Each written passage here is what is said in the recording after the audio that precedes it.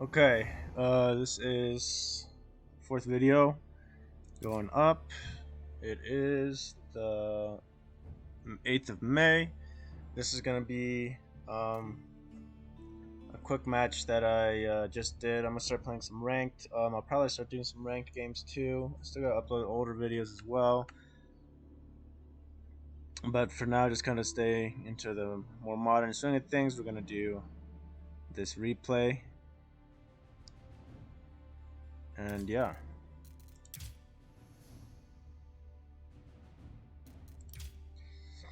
It's on Ancient Spires against French. Was just a quick match, but quick match does match you up with similar ELO players. So I'm pretty sure on quick match I'm still around 1100, but I'm not sure. So I get placed up here in the northwest. I have a nice wood line next to my gold. Sheep stones on the backside. It's a pretty safe stone. It is really far though. And over here, my opponent, he's going straight for scouting in the middle. And he's going French. He's got everybody on food. I think you want to use two people to start building infrastructure. Okay, so he's starting to build a house, so that's good. He doesn't seem the most experienced. I'm also starting to scout the middle. I got guys chopping away wood. I knew this was a water map, so I did want to commit to some early docks.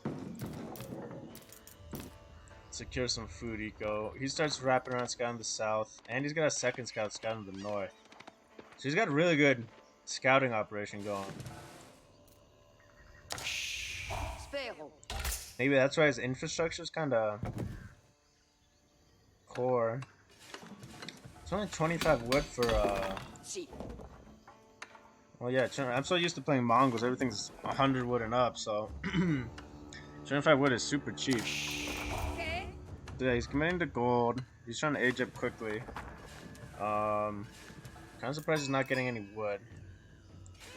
I'm kind of scouting to the south of his base right now. And I did scout it a little bit. I saw the fringes.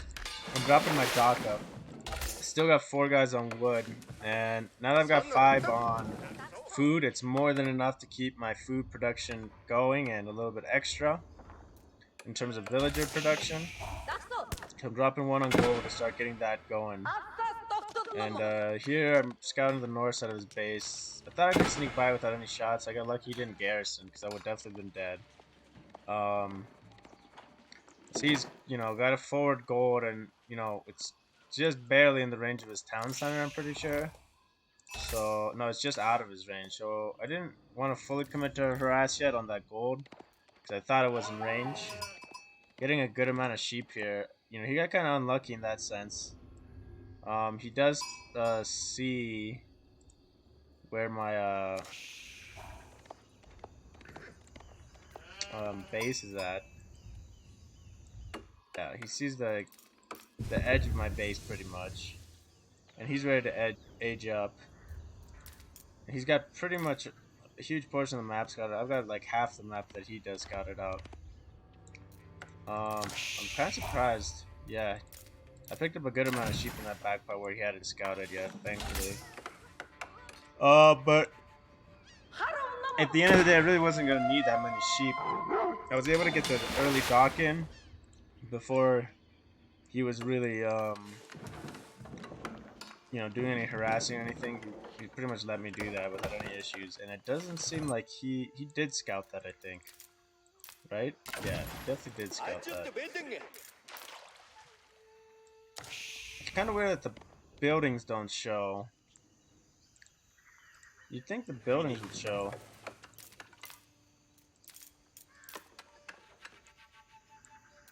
So he keeps a scout. It'd be nice if the buildings stayed so they could tell which ones they've actually spotted. So he gets a good scout on me there. I've returned. I got my sheep back. You know, in terms of aging up, I still got a ways to go. I'm gonna go scout this middle area. I didn't want to overcommit to my shipping here. You know, it is forward. There's a chance of losing it. There are a few. There's 1, 2, 3, 4, 5, 6, 7. So 3,500 food there. With 4 ships, I'm committing like 300, 450 wood total for 3,500 food. So it's gonna be a really good return of investment if it stays alive. But basically, it just has to fish out one of these to be kind of equal cost of food for wood fishing. So, but I didn't want to overcommit there, so I actually started setting up a secondary dock up here in the safer water. It's got, you know, a good amount of shorefish, so that one I did want to drop a tower on. I'm trying to finish scouting there. Let's see what he's up to. He's starting to drop his dock. He's dropping a mill up there. He's scouting up here. He's got a good amount of he's got pretty much even spread on food and wood. Got 3 guys on gold. And he's got these far foods, which I'm kind of surprised he does, especially against a Mongol opponent. I mean, some people are risky like that, but I would start walling this pretty much immediately. I think he spots my Mongol there on the con. So he makes his first attack. Here he's seeing my TC. Give me age up. I get age up anyways. His scout gets pulled in. And he just kinda, I guess didn't notice. He mismicroed it or something. He loses that scout. And let's see. He's dropping archery ranges. I am scouting this backside. And I'm not gonna get any sheep from there, I'm pretty sure, because he's pretty much, yeah, scouted that whole thing. But this dock is up. This dock is also up, and it's just started building a ship, so I was kind of suffering for wood. And since I spotted his dock, I'm gonna go raid it, so I'll build some stables. A lot of people like to save their stone as Mongols for Castle Age aggression. New Castle Age is gonna be a ways away, so I dropped 8 horsemen for the price of 4, minus the stone, of course. Everyone likes to say that the Mongols, you know, it does cost us stone to do that, which is, you know, very expensive, especially later on in the ages when you can't, you know, defensively speaking, you can't build any defense really without that stone.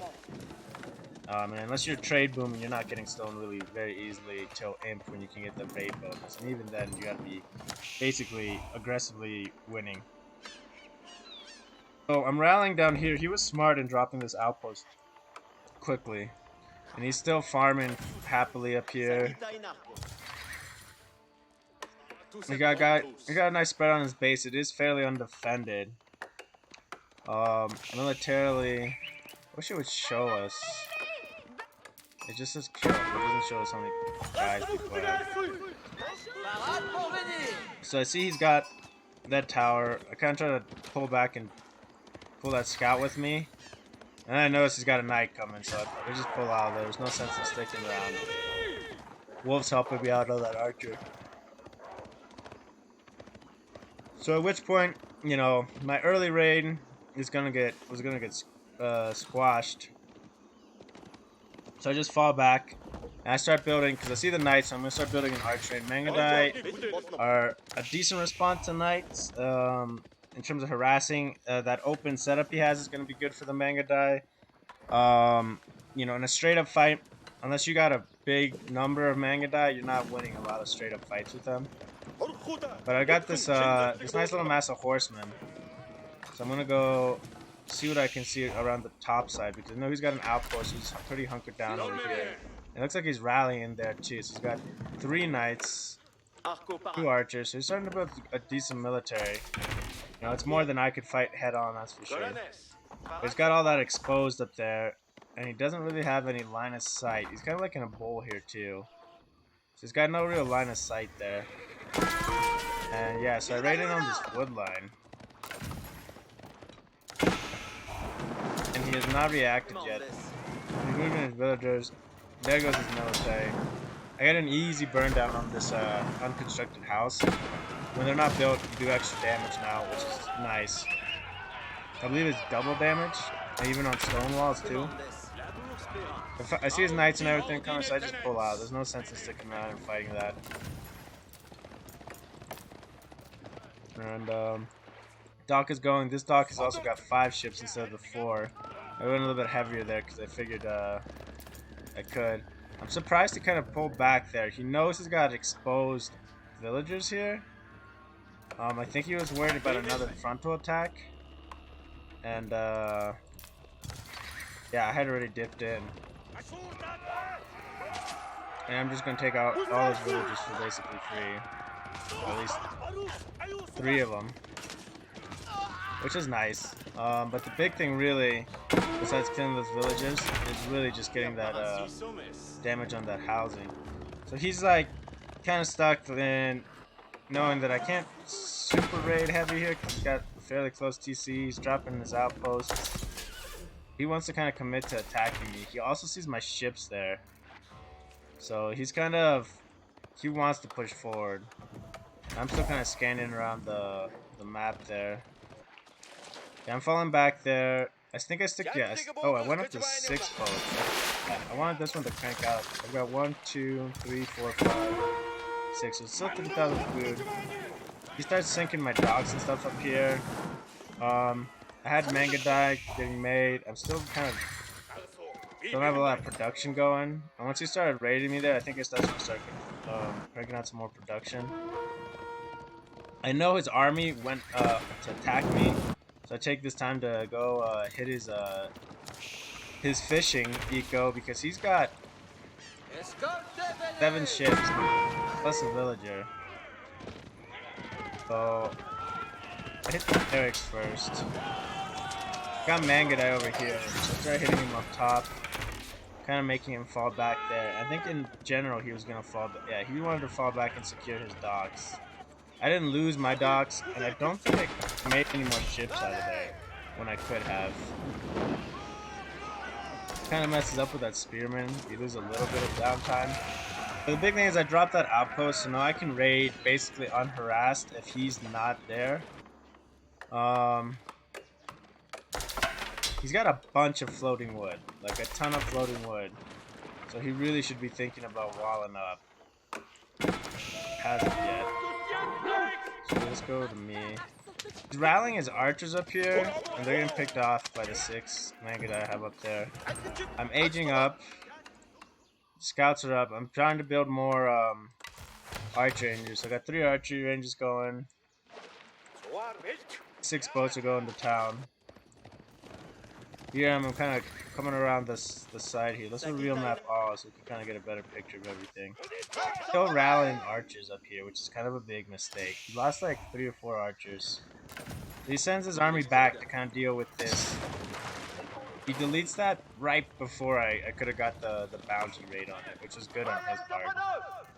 His army's kind of stuck in no man's land back there. He's got villies. Yeah, 47 villagers. Oh, that's what I've got. He's got 51 villagers. Okay, I was gonna say. I had more villagers than that, but just a little bit more.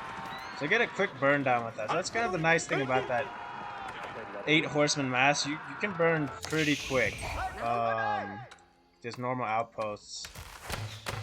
I got the 5 Mangudai. I'm dropping down double lancers. I really need to get some lancers to kind of make that horseman mass a little bit beefier. His his dock is still going. My dock, yeah, we stay at 6 ships there. Yeah, I dropped down another ship here to start fishing again. I didn't want to overcommit again.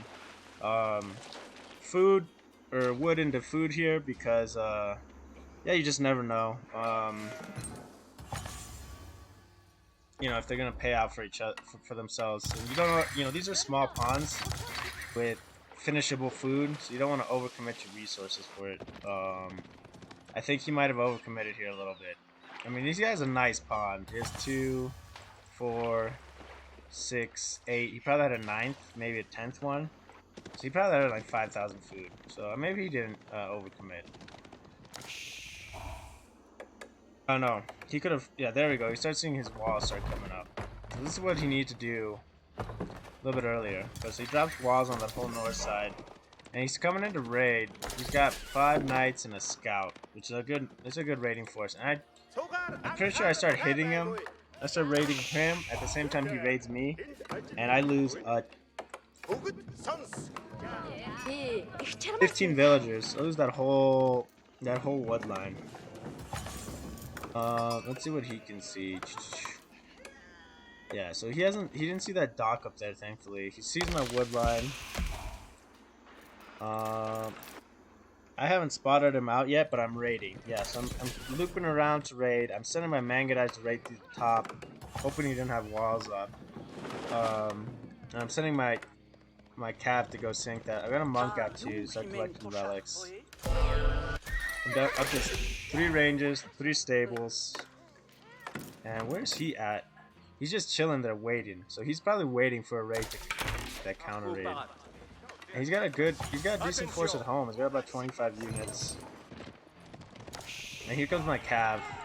So now I've got a 14 cavalry. I hit that dock and it's just done very quickly.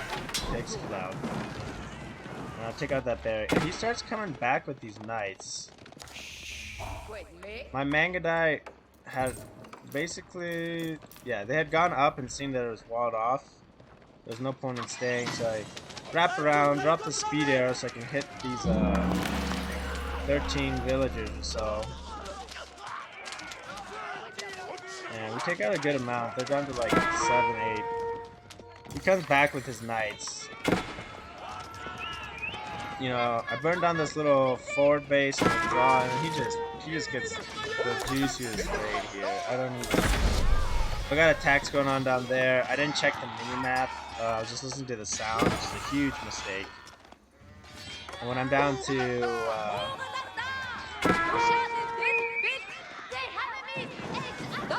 2 villagers, that's crazy.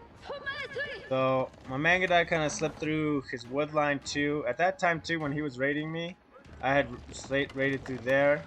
Got a lot of his wood line. I'm coming here to burn down these walls because I'd already spotted it. I wanted to see the guys off that food, which I did. He killed my monk. And get some shots on this archery range. If he demos it, that counts as gold for us. I had to buy some time. Thankfully, all he sent was the spearman for now. So I was able to buy some time. I do have 1 relic. I'm gonna go pick up another one. I got that wall down, so it's an escape route if I have to. But here, you see, he's got his archers and his spearmen split. So my Mangudai are sticking with the spearmen. Kind of messed up by sending spearmen after the Mangudai. Not a good call. I've got a nice little mass here, too. And my gold line was finishing. And he starts coming in for a raid on my gold. Right when my gold runs out, I move. And he's going to transition into me really good. Getting some eco right now, burning down on the side here. And again, killed a ton of villagers here. I'm up to 45 villagers. I see he's got his army coming in. Right when I was transitioning. He's down to 43 villagers. And I'm at 46. That's crazy. Yeah, he killed a bunch on that one raid. So I'm just sending him around, looping him around. I'm sending that small cap force that I have at base. Dropping these outposts really close. When he could have been dropping them out here to really protect his lines. So he just sends his skirmish force out of the base to escape. And we only have 1 knight really in there, so actually I'm really surprised that we were able to win this fight. But we have 7 lances in production and 12 Mangudai in production. So we're just gonna cranking out the harass units. killing it up there. You know, I've got a small Mangudai raiding force, but it's keeping him off his board. And he's sending a villager down to build a dock right now. A couple of villagers down. So he's doing good micro down there. He started getting attacked by a wolf. Over here, his knights are fighting 4 scouts. So yeah, he crushed me.